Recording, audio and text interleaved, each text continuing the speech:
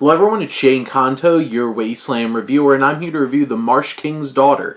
And this is a new crime thriller from director Neil Berger, who's done films like The Illusionist, The Upside, and Divergent. And he brings the story of a woman who seeks revenge against the man who kidnapped her mother, and it's an interesting way of phrasing the synopsis on IMDb, as we have Daisy Ridley and Brooklyn Prince playing Helena, who is, as a young girl, as Brooklyn Prince plays her, she is with her mom out in the woods with her father, played by Ben Mendelsohn, who is this terrible, terrible man who is dangerous, survivalist, and they escape. He gets in prison. He gets out of prison, and now Daisy Ridley's grown-up Helena has to worry about the consequences. And this film really focuses on that paranoia, cutting back with flashbacks to see the trauma that she's been through, leading up to a confrontation with Mendelsohn. This film has a rock-solid cast of Garrett Hedlund, who plays her husband. Karen Pistorius played her mother earlier in the film. Gil Birmingham is great as her stepfather, who really is a strong emotional anchor there. Ben Mendelsohn is dangerous and intimidating as ever.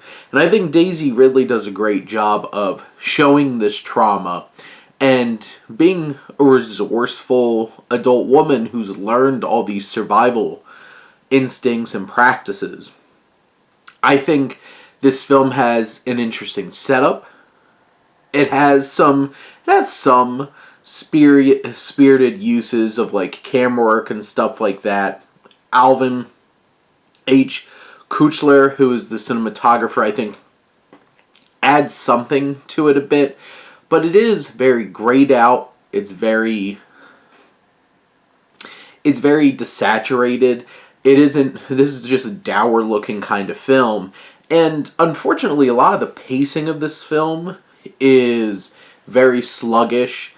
How the narrative plays out is either very predictable or very clunky, and feels a bit, I don't know, it's never feels like it really hits that fever pitch where it needs to.